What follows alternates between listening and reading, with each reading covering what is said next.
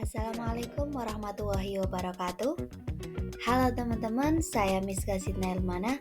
Pada video kali ini saya akan memaparkan terkait dengan LMS PPG Prajabatan pada mata kuliah Computational Thinking di topik 1, bagian eksplorasi konsep lembar kerja mahasiswa dengan judul topik pendalaman pemahaman computational thinking.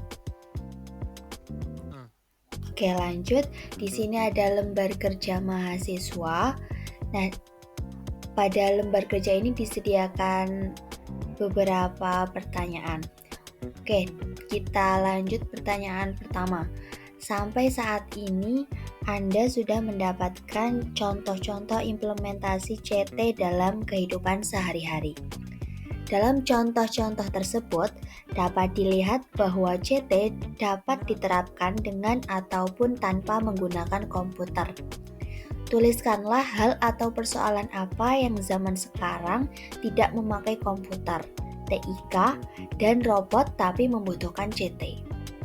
Oke, di sini saya akan coba jawab.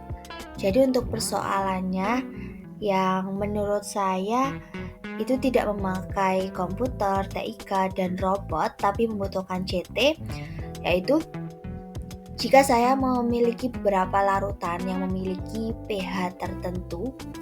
Nah, bagaimana saya mengetahui bahwa mengubah volume atau mengencerkan dengan air itu dapat mempengaruhi pH?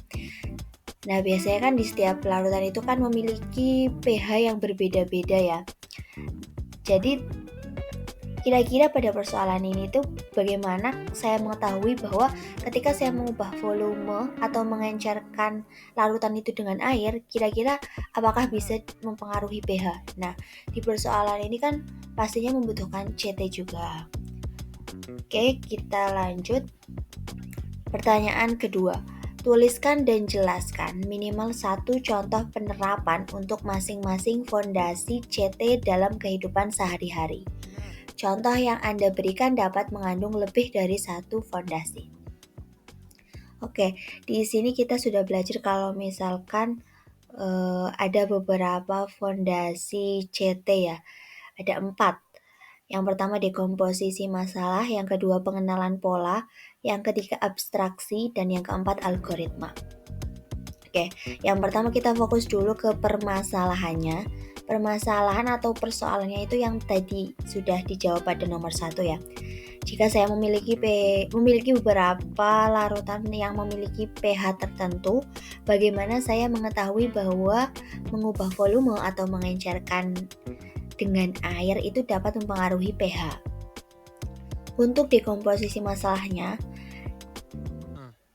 yang pertama pengukuran pH bahan alam dalam volume yang berbeda-beda.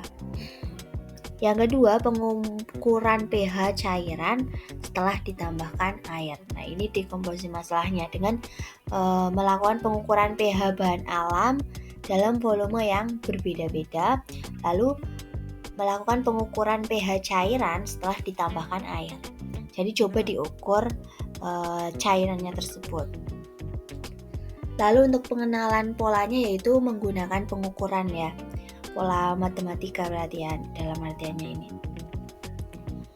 Lalu untuk abstraksinya itu konsentrasi ion. Karena kenapa ini termasuk abstraksi? Kan biasanya kan konsentrasi ion kan juga bagi peserta dikit itu terbilang abstrak ya. Misalnya konsentrasi ion yang seperti apa gitu, itu bisa juga termasuk dalam abstraksi. Dan yang terakhir, algoritma.